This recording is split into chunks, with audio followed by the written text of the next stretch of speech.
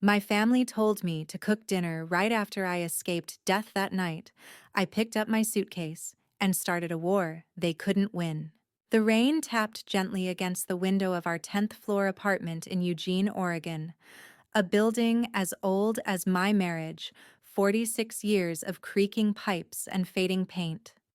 At 62, I'd grown accustomed to the rhythm of invisibility. Each morning, I'd rise before anyone else prepare breakfast, pack Alex's lunch, and map out the day's errands like a soldier planning a mission no one would acknowledge. My life hadn't always been charted for servitude. Once I had dreams of becoming a teacher. But at 16, Douglas's family decided I was ripe for marriage, and my parents saw no reason to object. A woman's education is in her kitchen, my mother-in-law had said, with a finality that silenced any protest I might have mustered. Now I lived with Douglas, my 65-year-old husband, who'd developed a sudden passion for ballroom dancing after retirement. Brandon, our 38-year-old son, who sold real estate with the same cold calculation he managed his relationships. His wife, Camilla, who treated me like hired help. And their 10-year-old son, Alex, the only one who occasionally smiled when I entered a room. "Sandra, where's my blue tie?" Douglas would demand, without looking up from his phone. "Mom, can you watch Alex tonight?" Last minute showing. Brandon would text, not bothering to wait for a response. "The bathroom needs cleaning again." Camilla would announce, as if addressing the air. That rainy October afternoon, I left early to pick up Alex from his piano lesson. The building's elevator doors opened at the lobby, revealing a young woman clutching a portfolio. She smiled nervously as she stepped in beside me. "Interview?" I asked, noticing her crisp blazer. "Yes, marketing position downtown." She replied, "I'm Jada." I nodded, thinking how I'd never had an interview for anything besides marriage. The elevator jolted at the 8th floor. Then came a sickening lurch, a sensation of falling and a violent impact that sent us both crashing to the floor. My knee struck a metal edge, pain shooting up my leg as the lights flickered and died. In the dim emergency light, I saw panic flood Jada's face. My heart hammered against my ribs while the walls seemed to close in. Fighting against rising claustrophobia, I watched Jada frantically dial emergency services with trembling fingers. With surprising steadiness, I reached for my phone and called Douglas. After several rings, he answered, "I'm at dance practice. Don't bother me." He snapped, hanging up before I could even mention the elevator. I tried. "Brandon next," my fingers shaking slightly. "Mom, seriously, I'm with clients." He sighed. "You never manage to handle anything right, always causing problems. I'm busy." The call ended abruptly. I stared at my phone, scrolling through contacts, a painfully short list. No friends to call, no colleagues, just family who couldn't be bothered with my existence. In that suspended metal box, the truth hit me harder than the fall. I was utterly alone while surrounded by people who were supposed to love me. Across from me, Jada was on the phone with her boyfriend. Initially, his voice was gentle, concerned, but as minutes ticked by, his tone changed. "Babe, I've got a report due. Just wait for rescue." "All right, they'll get you out." Jada's voice hardened. "If you hang up on me right now, we're done." The call ended. She immediately blocked his number, wiped her tears, and straightened her shoulders. "He's not worth it," she muttered, more to herself than to me. Looking at her, I saw myself what I could have been if I'd found the courage to stand up 4 decades earlier. The realization wasn't just sad, it was devastating. I wasn't crying because we were trapped. I was crying because no one would notice if I disappeared. 45 minutes later, rescue workers pried the doors open. They helped me out, concerned about my swollen knee. Jada thanked me for staying calm, wished me well, and walked away. I didn't even learn her last name, but she'd planted something in me, a seed of rebellion against a lifetime of submission. I limped away from the building, refusing the ambulance they offered. If I didn't pick up Alex, no one would. So I dragged myself up 10 flights of stairs, each step a reminder of how little I mattered to the people waiting above. When I finally reached our apartment door, sweating and dizzy from pain, I wasn't greeted with concern or relief. Instead, Brandon's voice thundered from inside. "Mom has ruined my entire life." Little did I know that this day, this moment would be the one where I finally crossed the line from endurance to revolution. I pushed the door open, rain still dripping from my coat leg, throbbing with each step. Brandon stood there, face flushed with rage, veins bulging at his temples. The same face I'd once pressed against mine when he was burning with childhood fevers. "Do you have any idea what you cost me today?" he hissed, not even glancing at my disheveled appearance or noticing my limp. He didn't ask if I was okay, didn't offer to help me with my shoes, just stood there blocking my path into my own home, fury radiating from him like heat. "I lost the Westridge contract, the biggest deal of the quarter. All because you couldn't pick up Alex on time." I tried to explain, my voice shaking. "The elevator? Save it." He snapped, eyes cold with contempt. "You'd rather die than help me with one simple thing." Those words cut deeper than the metal that had sliced my knee. This was my son, the baby I'd carried on my back to the emergency room at midnight when we couldn't afford an ambulance. The child whose medicine I'd begged neighbors to help me buy when Douglas was too busy sending money home. From Alex's bedroom doorway, Camilla emerged, her perpetual frown deepening when she saw me. She didn't look at me directly. She never did, addressing the space somewhere above my left shoulder. "Sandra, where's dinner?" she asked flatly, as if speaking to a disobedient servant. I was trapped in the... I began pain, making my words come slowly. "Alex is studying," she interrupted sharply. "Keep it down." 3 years ago, when Alex had pneumonia, I'd stayed up for 4 nights straight, monitoring his breathing while Camilla slept. I'd driven him to school every morning since kindergarten. I'd helped with every science project, attended every parent-teacher meeting when they were too swamped. Not once had Camilla thanked me. Not once had she called me anything but Sandra, like I was hired help rather than family. In the living room, Douglas sat, motionless, eyes glued to a televised dance competition. Wireless headphones covered his ears, isolating him in his private world of waltzes and tangos. I trembled as I walked past him, accidentally bumping the coffee table. He frowned, annoyed by the disturbance, but never looked up to see me. 5 years into retirement from his credit union job, my husband had discovered ballroom dancing, and Vivian, the 55-year-old widow from the first floor with her perfect posture and melodious laugh. Now he spent more hours with her than at home, returning only to sleep and complain about my cooking. As I stood there dripping and in pain, memories flooded back. Brandon at 6, hospitalized with pneumonia, me pawning my wedding ring to pay for antibiotics, Douglas 12 years away on business trips that somehow never brought enough money home, his sporadic checks always arriving late, always less than promised. "He's sending what he can," I'd tell myself, defending him to neighbors who saw through the lie. "Just let the boy die," my mother-in-law had said when Brandon's fevers wouldn't break. "Why waste good food on a sickly child?" When I'd begged Douglas to come home just for a week to help with our critically ill son, he'd laughed over the phone. "What kind of man abandons his job because a kid has a cold?" I limped to the kitchen, opened the refrigerator, and found it nearly empty. I'd planned to shop after picking up Alex before the elevator. Before my world tilted on its axis, "I'm hungry," Alex shouted, running from his room. "Why haven't you made anything? You never do anything right." I couldn't speak. My grandson glared at me with the same dismissive expression I'd seen on Camilla's face on Brandon's, a perfect inheritance of contempt. At 10 years old, he'd already learned that Grandma Sandra wasn't worthy of basic respect. The accusations continued from all sides, battering me like hammer blows. "You always let us down." "Do you even try?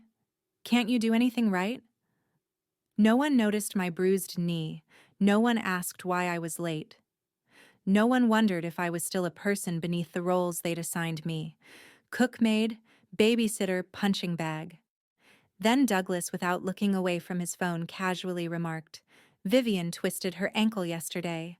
Poor thing has no one to care for her. Make some chicken soup tomorrow and take it to her. Will you?"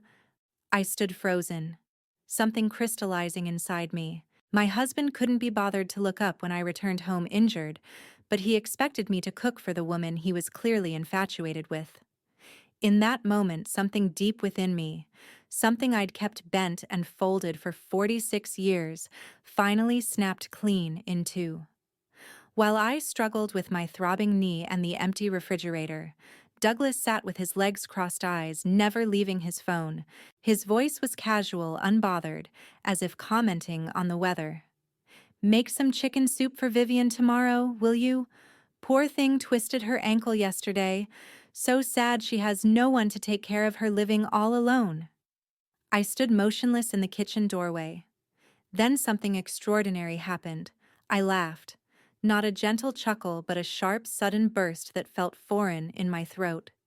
I couldn't remember the last time I'd laughed in this apartment. This wasn't joy. It was the sound of something fundamental breaking loose. I dropped the dishcloth I'd been clutching onto the floor. With deliberate slowness, I limped toward the dining table where my family waited for the dinner I hadn't prepared. No one reacted to my empty hands until I spoke, my voice eerily calm. "Anyone who wants to eat can cook for themselves. I'm done." The silence that followed was perfect, like the moment after glass shatters, but before anyone acknowledges it's broken, Camilla was the first to recover, jumping to her feet, eyes wide with indignation. "Sandra, what's wrong with you? Have you forgotten your responsibilities in this house?" Brandon's face darkened. "Are you putting on a show? Mom, think I don't know why you're upset? Is this about Vivian?" From his bedroom doorway, Alex appeared, bottom lip thrust forward. "I hate you, Grandma. I want Camilla's food anyway, not yours." Their voices swirled around me, but I was sinking into a different reality, memories flooding back with painful clarity. Brandon at 4, convulsing with fever. The terror as his small body burned against mine while I carried him 3 miles to the clinic in the middle of the night. No money for a taxi, my back aching, my bare feet bleeding on the rough road. Douglas in California, finalizing a deal. 2 weeks without a phone call, not even when I left desperate messages about his son's condition. Every meal where I'd given Brandon the protein, the vegetables, the best portions, while I ate plain rice. Every winter coat I'd sewn for him from thrift store blankets, while my own hands turned blue with cold.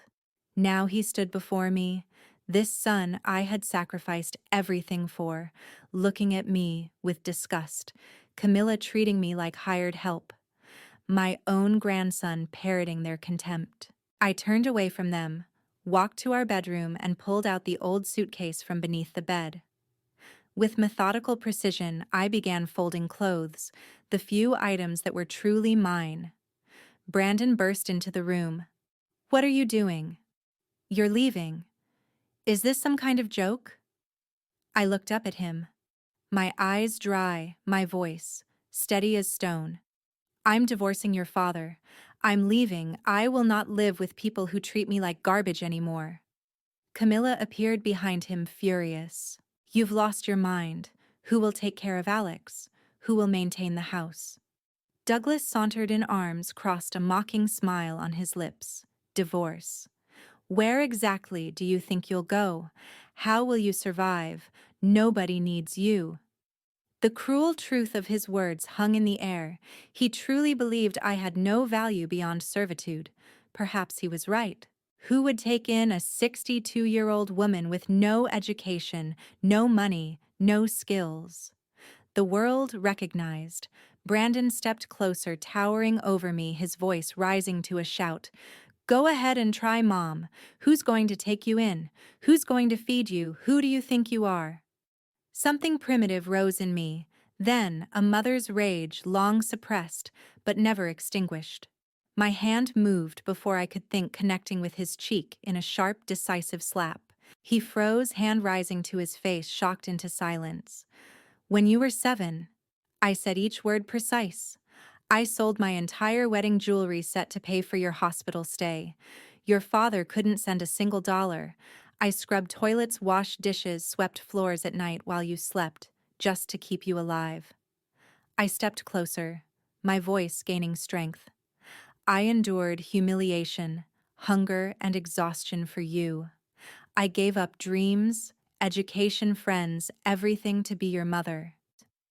My chest heaved with decades of buried pain. And now you dare call me useless?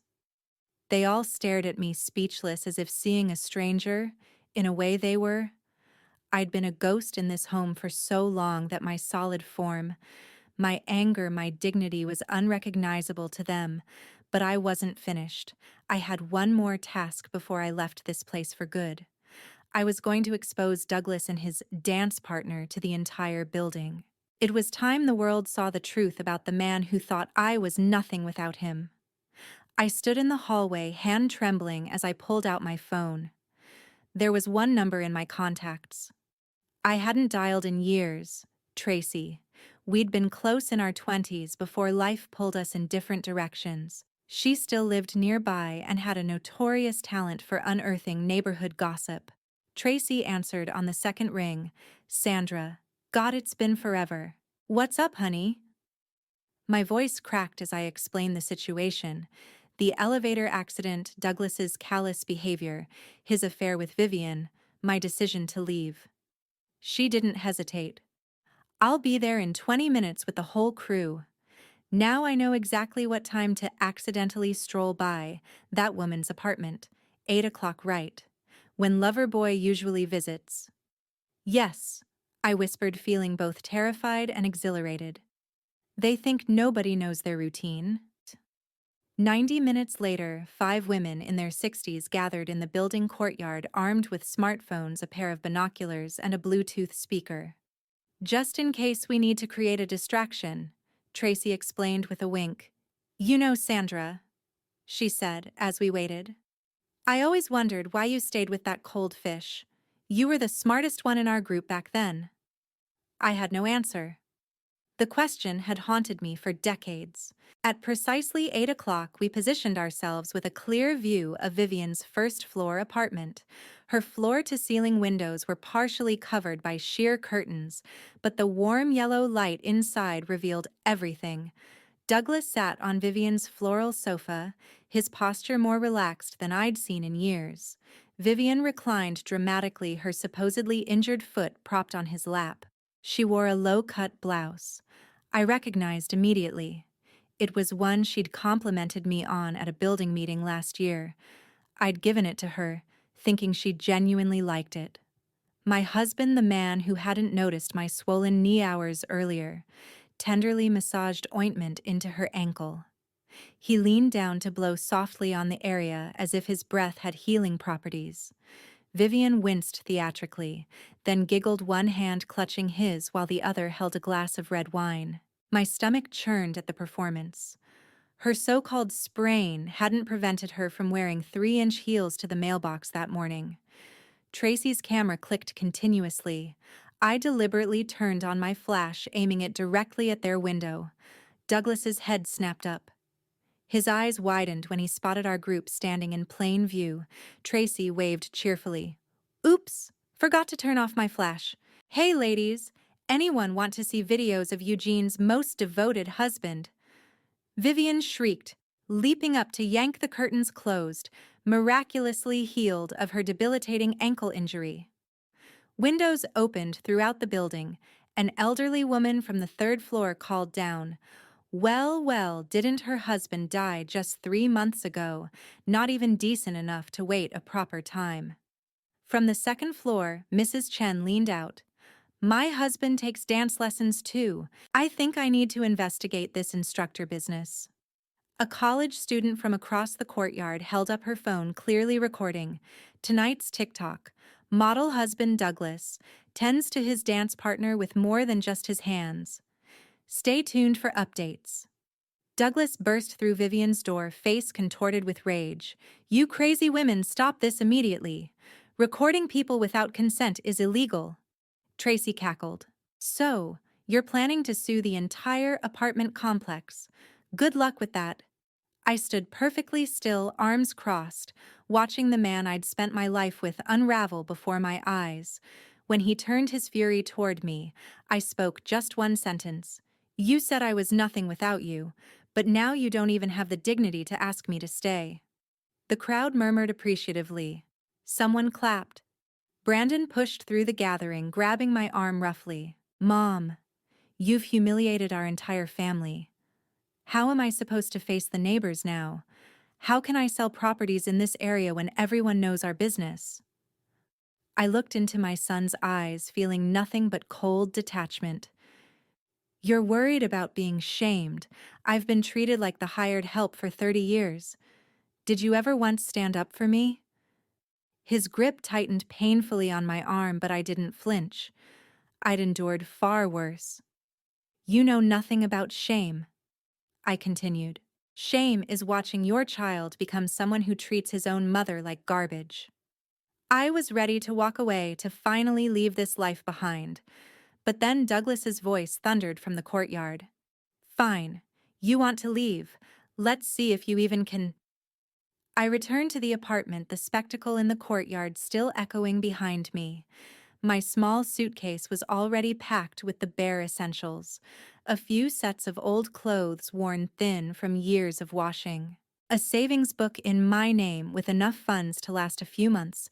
Money I'd squirreled away from grocery shopping $1 or $2 at a time over decades. Important documents, my birth certificate. Alex's vaccination records that I'd always kept, organized, my marriage certificate yellowed with age. As I reached for the suitcase handle, Douglas burst through the door. His face was flushed, crimson veins bulging at his temples. He planted himself firmly in the doorway, blocking my exit. You think you can just walk away? He snarled.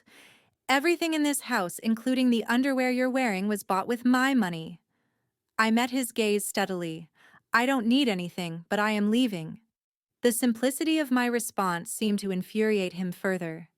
His hands clenched into fists at his sides, knuckles white. Brandon appeared behind him, arms crossed over his chest. Stop this nonsense, Mom. Who's going to take you in? You think you're so important? The contempt in his voice. My own son. My flesh and blood felt like acid on an open wound. Douglas slammed his palm against the wall. I forbid you to take anything from this apartment. Not a single thing. Camilla chimed in from the hallway, her voice dripping with disdain. Wherever you go, they'll just send you back. Who do you think you are? I slowly set the suitcase down and walked toward the kitchen. From their triumphant expressions, they thought they'd won, that I'd surrendered, that I'd continue being their servant, their doormat, their invisible foundation. They were wrong. When I returned to the living room, I held a long kitchen knife in my hand. The fluorescent light caught its edge, sending a cold reflection across the walls. All three of them froze. Douglas stumbled backward. Brandon instinctively moved in front of Camilla, arm outstretched as if to shield her. I didn't raise my voice. I didn't need to. For the first time in decades, they were actually listening to me. I have been silent for 40 years. I said each word measured and clear. You've grown accustomed to treating me like a slave. Today, I didn't die in that elevator, but anyone who tries to stop me now will leave with me. Douglas's hand trembled as he pointed at me. You've lost your mind. Mom. Brandon said, his voice higher than usual. What are you doing? You want to go to prison? I looked at him. Really looked at him. This man who had once been the baby I'd sacrifice anything for. You pushed me to the edge. Don't blame me for becoming the blade. The poetry of it surprised even me. Where had those words been hiding all these years? Douglas was shaking visibly now. Sliding away from the door, I calmly picked up my suitcase again, zipped it closed. Brandon backed away, saying nothing. For the first time in his life, he was seeing me not as his mother, not as his servant, but as a human being with power, with agency and rage and dignity. I walked through the long hallway past the tiles I'd scrubbed on hands and knees every week for years. Each step felt lighter than the last, as if I were shedding invisible weights with every inch of distance I put between myself and my prison. I pressed the elevator button, the same elevator that had nearly killed me that morning. This time I was choosing to enter it, not being forced by circumstance. The doors slid open with a cheerful ding that seemed to welcome me to my new life. I didn't look back. Not once I stepped inside my reflection, fragmented in the mirrored walls, a woman I barely recognized staring back at me. Taller somehow, straighter free. As the doors closed, cutting off the image of my former home, I felt something extraordinary. The corners of my mouth turning upward into what might have been a smile. But less than a week later, as I was beginning to believe in the possibility of a different life, my phone rang. Brandon's name flashed on the screen, and behind that call was a chaos worse than anything I could have imagined. Tracy's old wooden house sat at the edge of a small town in the southern Oregon nestled against the forest line. When she offered me her spare room, for as long as you need, I expected to feel like a burden. Instead, the moment I stepped across her threshold, something unexpected happened. I felt welcome. "It gets drafty in winter," she warned, showing me to a small room with faded floral wallpaper. "But it's yours now. Mine a space that belonged to me." The concept was so foreign I couldn't quite grasp it. The first night I lay awake until dawn, listening to the unfamiliar sounds of crickets and wind in the trees. No snoring husband, no grandson's late-night video games, no one demanding a glass of water or a midnight snack. The silence felt like a gift I'd never known to ask for. Tracy's backyard had a neglected garden patch overrun with weeds. The next morning, I began clearing it methodically, my hands remembering the gardening skills my grandmother had taught me. Decades ago, I planted onions, carrots, and tomatoes, repaired a rusted gate hinge, and scrubbed the green mold from the back porch steps. For the first time in 30 years, I slept through the night without setting an alarm to prepare someone else's breakfast. When I finally woke, the sun was already high, warming my face through the thin curtains. I cried at the simple pleasure of it. A week into my new life, I was on my knees planting onion sets when a shadow fell across the garden.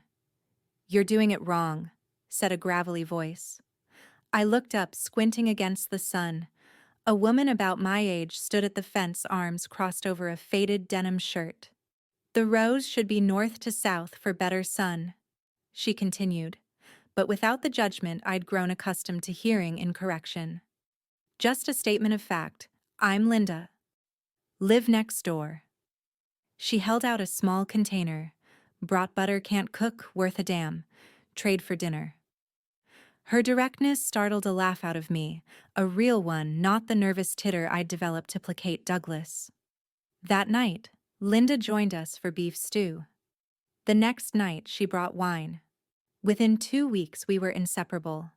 Tracy jokingly complained about the invasion, but I caught her smiling when Linda and I argued about the best way to simmer stock. One evening, as I was chopping herbs for roast chicken, Linda watched me with unusual intensity. "You're good at this," she said, finally. "Ever thought about making videos? I watch cooking shows on YouTube all the time. People love that stuff." I laughed. "I don't know anything about cameras or computers." Linda pulled out her phone. "I'll film you cook. We split whatever it makes. Bo." And just like that, Cooking with Fire was born, named after I accidentally set a pot of braised pork ablaze while getting carried away explaining the importance of proper fat rendering. Linda had kept filming, capturing my panicked but ultimately successful recovery. "That's gold," she insisted, People love when things go wrong. Our first video, How to Make Clear Non-Fishy Bone Broth, garnered a modest 500 views. By our third video, a crispy fried onion cake recipe, something unexpected happened. 80,000 views poured in practically overnight. Linda screamed with delight when we received our first sponsorship email from a spice company. They're sending free products and paying us to use them. My hands trembled when I received my first earnings money. I'd made myself cooking the meals I'd prepared thanklessly for decades. It wasn't much, but it was mine. Entirely, completely mine. Even more valuable were the messages that began filling our inbox. Your courage gave me strength to leave my abusive husband. I'm 64 and said no to my adult son for the first time after watching your story. I laughed for the first time in 15 years because of you ladies. Meanwhile, Tracy kept me updated on the chaos unfolding in my former home. Your son called me. She texted one afternoon. He can't find you. Everything's falling apart over there. The details trickled in over the following days. Vivian had fed Alex 5 chicken legs and 3 ice cream bars in one sitting. His stomach couldn't handle it, resulting in emergency surgery for severe gastritis. Douglas and Vivian had a heated argument that ended with her shoving him down the stairs, fracturing his leg. "I'm not your nurse," she'd screamed when he expected her care. Camilla and Vivian had a public shouting match in the hospital waiting room. A neighbor recorded it, and the local paper ran a story about the dancing widower's domestic drama. Then came Brandon's desperate call. "Mom, Alex misses you. Please come home. If you just come back, everything will be fine again." His voice broke. "You're still his grandmother, aren't you?" "I'm sorry you never did anything wrong. It was all us." I remained silent, recognizing the desperation in his voice. They didn't need me. They needed someone to clean up their mess, to shoulder the consequences of their actions. As I sat staring at the phone, Linda caught my eye. She narrowed her gaze suspiciously. "If you soften now, I'm tying you to that chair," she said flatly. "Don't you dare." And suddenly, I understood something profound. I wasn't alone in this new life. For the first time in decades, I had people on my side, people who valued me for myself, not for what I could do for them. I was watering the roses Tracy had helped me plant when the doorbell rang. Not a polite single press, but an insistent, desperate pounding that made the old door rattle in its frame. When I opened it, I barely recognized the man standing there. Brandon had lost at least 20 pounds. His usually immaculate clothes were wrinkled, his eyes bloodshot with dark circles beneath them. He looked like he hadn't slept in days. Before I could speak, he lunged forward, dropping to his knees on the welcome mat.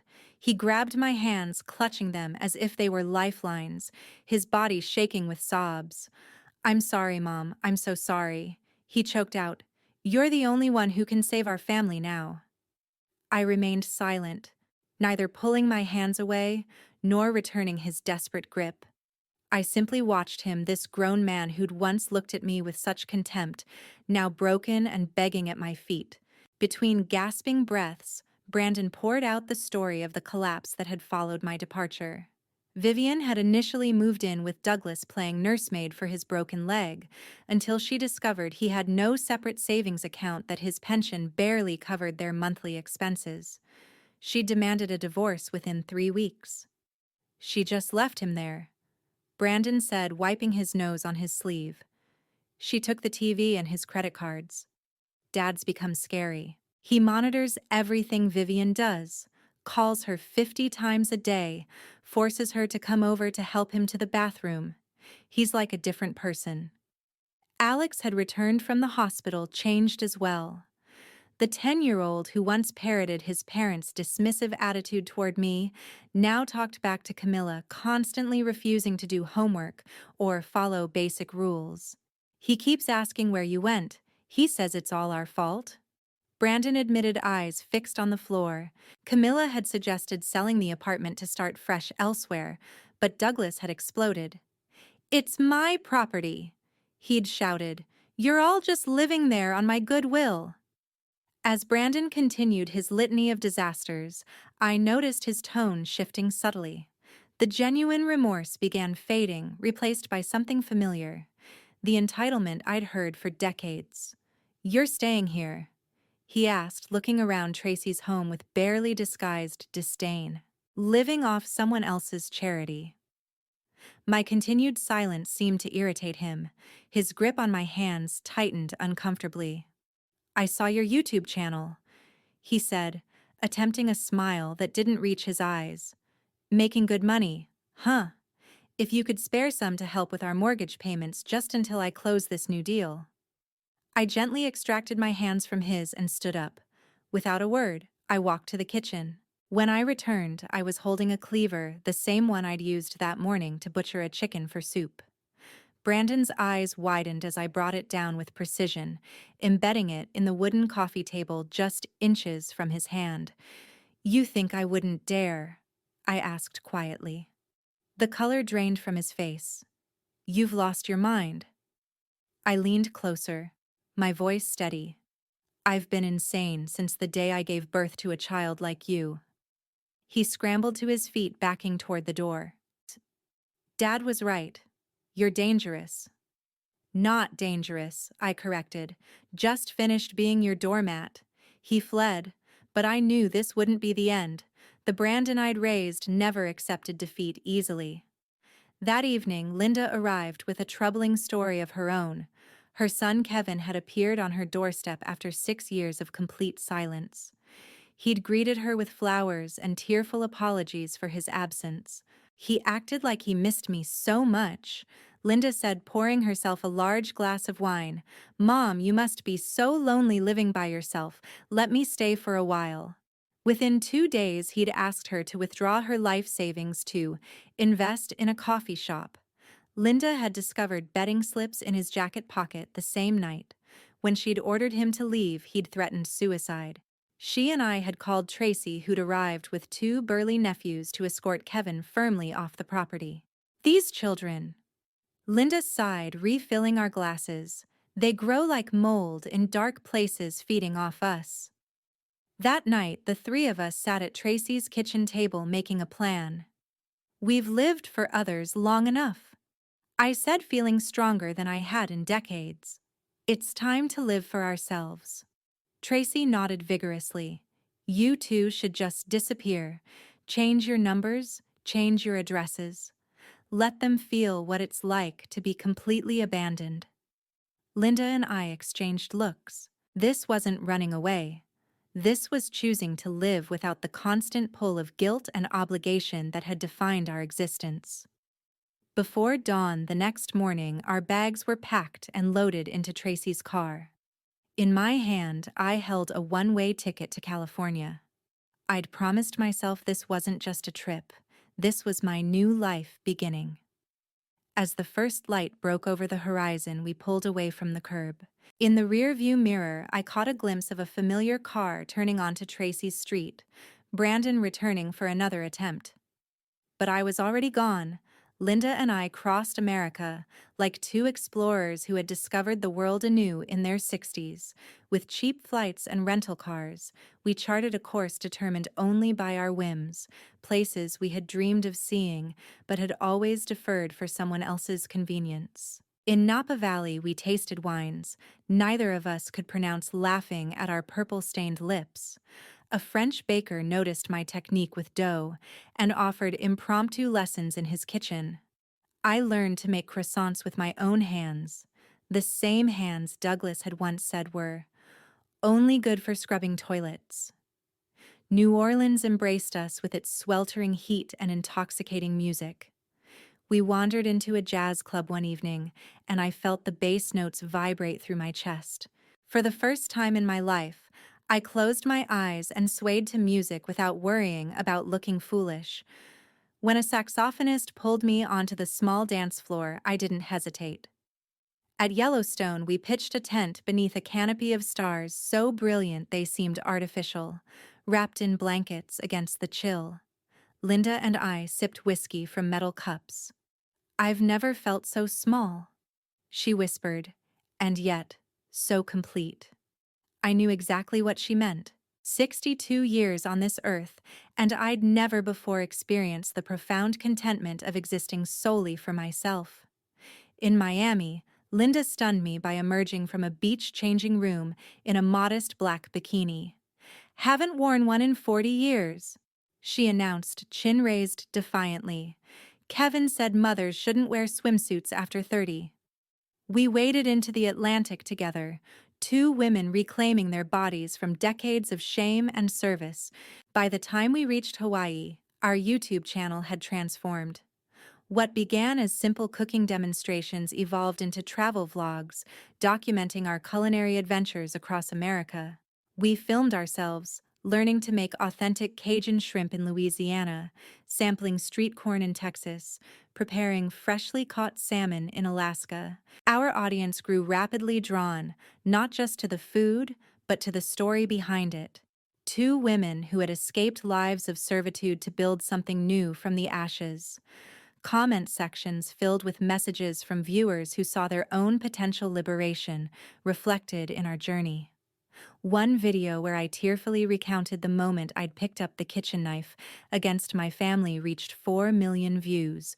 When the Silver Play Button award arrived from YouTube, Linda burst into tears, clutching it like a trophy. "Never won anything in my life."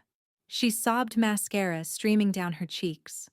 The messages that moved us most came from women trapped in situations like our former lives. "I left my abusive husband last week after watching your videos for months.